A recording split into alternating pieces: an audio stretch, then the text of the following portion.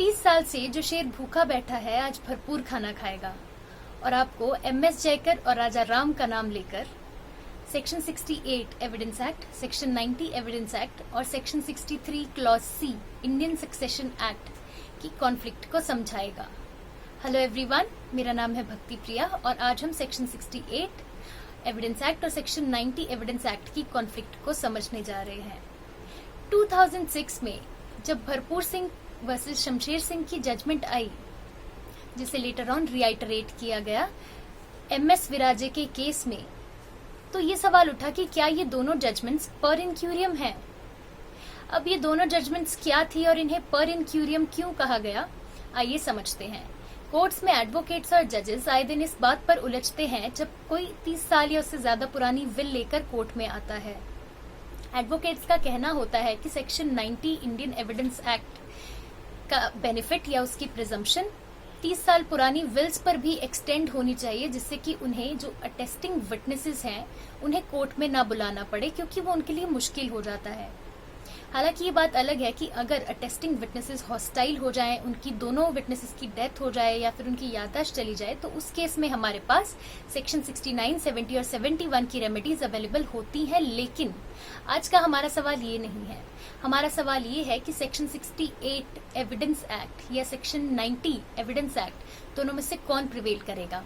Section 90 evidence act ये कहता है कि अगर कोई डॉक्यूमेंट प्रॉपर कस्टडी से प्रोड्यूस किया जा रहा है और वो 30 साल पुराना है, तो उसे ड्यूली एग्जीक्यूटेड प्रिज्यूम किया जाएगा और उसको प्रूव करने के लिए किसी अटेस्टिंग विटनेस को कोर्ट में आने की जरूरत नहीं है। सेक्शन 90 एक जनरल प्रोविजन है। वहीं section 68 evidence act particularly wills के बारे में बात करता है और कहता है कि विल्स को प्रूव करने के लिए एटलीस्ट कोर्ट में एक अटेस्टिंग विटनेस का आना नेसेसरी है। अब इन दोनों में से कौन प्रिवेल करेगा। शमशेर सिंह की जजमेंट में, भरपूर सिंह वर्सेस शमशेर सिंह की जजमेंट में और साथ ही साथ MS विराजे के केस में यही हेल्ड किया गया कि सेक्शन 90 के बेनिफिट को विल्स पर एक्सटेंड नहीं किया जा सकता। यानी कि विल्स को अगर प्रूव किया जाना है तो एटलीस्ट एक अटेस्टिंग विटनेस को कोर्ट में आना ही पड़ेगा। MS विराजे के केस में रीआइटरेट की गई थी या रिलाई अपॉन की गई थी वेंकटा मुनि वर्सेस अयोध्या राम की जजमेंट, जिसमें यह कहा गया था कि विल्स पर सेक्शन 90 की कोई एप्लीकेबिलिटी ही नहीं है। अगर विल को प्रूव किया जाना है तो उसे सेक्शन 68 एविडेंस एक्ट और section 63 clause C Indian succession act के आधार से ही प्रूव किया जा सकता है।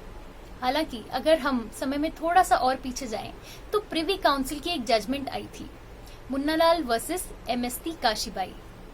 इस जजमेंट को दिया था लॉर्ड सिमोन्स, HR जयकर और सर जॉन पेमोंट ने।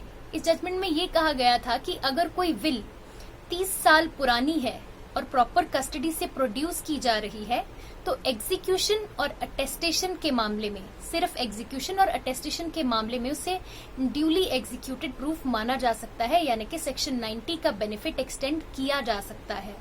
हालांकि ये बेनिफिट या ये प्रिजम्पशन टेस्टामेंट्री कैपेसिटी को लेकर भी है या नहीं, ये इस पर कॉन्फ्लिक्टिंग व्यूज थे। अब ऑनरेबल सुप्रीम कोर्ट की जो 2 जजमेंट्स आई, हैरानी की बात थी कि उन दोनों जजमेंट्स में प्रिवी काउंसिल की इस जजमेंट को रेफर ही नहीं किया गया, कंप्लीटली नजरअंदाज कर दिया गया।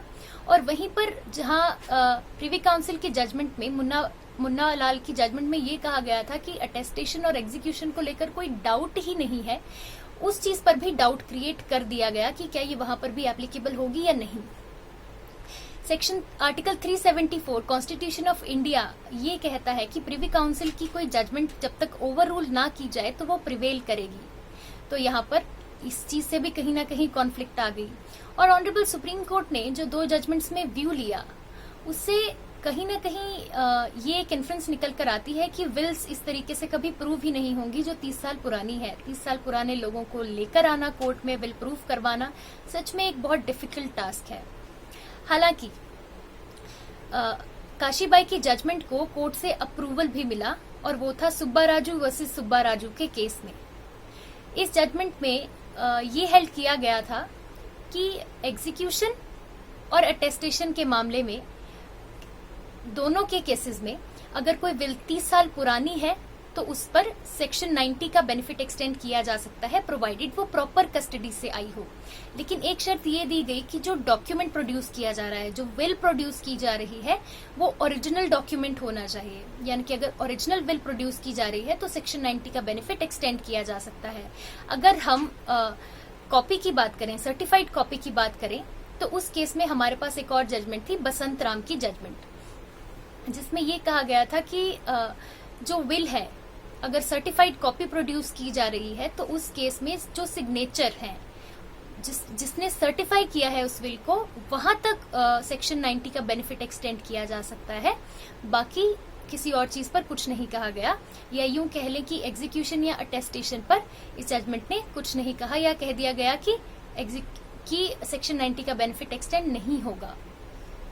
साथ ही साथ जब कोई पार्टी कोर्ट में विल लेकर आती है तो उससे ये प्रूफ करना होता है कि जो विल है वो एक साउंड माइंड की स्टेट में टेस्टेटर ने बनाई है। और अगर कोई प्रूफ ना भी आए तो ऐसे केस में सेक्शन 114 एविडेंस एक्ट से ये प्रिज्यूम किया जा सकता है कि विटनेसेस के सामने कोई अनसाउंड माइंड की स्टेट में विल क्यों ही बनाएगा, और रैशनल आदमी ही विल बनाएगा विटनेसेस के सामने। तो एक तरह से अगर हम सेक्शन 114 एविडेंस एक्ट को सेक्शन 90 एविडेंस एक्ट के साथ पढ़ें तो काशीबाई वाली जजमेंट का जो व्यू है वो कहीं ना कहीं और स्ट्रांग हो जाता है। तो अगर हम कंक्लूजन निकाल कर देखें तो सुब्बा राव की जजमेंट और काशीबाई की जजमेंट से कहीं ना कहीं ये कंक्लूजन निकल कर आता है कि अगर ओरिजिनल जजमेंट कोर्ट में प्रोड्यूस की जा रही है तो उससे बेनिफिट दिया जा सकता है सेक्शन 90 इंडियन एविडेंस एक्ट का। लेकिन अगर जो सेकेंडरी कॉपी कोर्ट में प्रोड्यूस की जा रही है तो उसमें सिर्फ जो signature certified, secondary copy court में प्रोड्यूस की जा रही है तो उसमें सिर्फ जो सिग्नेचर सर्टिफाई कर रहे हैं विल की कॉपी को, यानी कि सर्टिफाइड कॉपी है जो सर्टिफाई कर रही है विल को, उसे सिर्फ बेनिफिट दिया जा सकता है। यानी कि टेक्निकली सेकेंडरी जो कॉपी है या सेकेंडरी एविडेंस है, सर्टिफाइड कॉपी है, उसको कोई बेनिफिट एक्सटेंड नहीं हो रहा। तो नेट कंक्लूजन ये निकल कर आता है।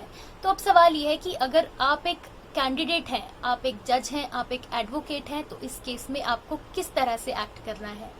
तो इसका जवाब एक मिडिल पाथ हम ये निकाल सकते हैं कि अगर तो किसी तरह का विल में कोई सस्पिशियस सर्कमस्टांसेस नहीं है, स्टेक्स ज्यादा हाई नहीं है, सामने वाली पार्टी ने ड्यूली एग्जीक्यूटेड है ऐसा एडमिट कर लिया है, तो उस केस में आप सेक्शन 90 का जो बेनिफिट है वो एक्सटेंड कर सकते हैं विल के ऊपर, अगर वो 30 साल पुरानी है और प्रॉपर कस्टडी से आई है। लेकिन अगर स्टेक्स बहुत ज्यादा हाई हैं तो सेक्शन 90 में जो अगर लैंग्वेज है उसको हम पढ़ें तो वहां डॉक्यूमेंट की बात की गई है, उसकी सेकेंडरी कॉपी की या उसकी सर्टिफाइड कॉपी की बात नहीं की गई। तो यहाँ पर डिस्क्रिशन यूज की जा सकती है और डिस्क्रिशन यूज करके मना किया जा सकता है सेक्शन 90 का बेनिफिट एक्सटेंड करने के लिए। तो ये हमारा नेट कंक्लूजन निकल कर आता है। उम्मीद करते हैं कि ऑनरेबल सुप्रीम कोर्ट भविष्य में इन सारी जजमेंट्स को एक टेबल पर रखकर एक अथॉरिटेटिव जजमेंट पास करेगी, जिससे ये सारी कंफ्यूजन्स हमारी दूर होंगी। उम्मीद करते हैं कि आज आपके बहुत सारे कॉन्सेप्ट्स क्लियर हुए होंगे, आपकी तैयारी, आपकी प्रिपरेशन फैसिलिटेट हुई होगी और आपको बहुत कुछ सीखने को मिला होगा। For more such videos, stay tuned.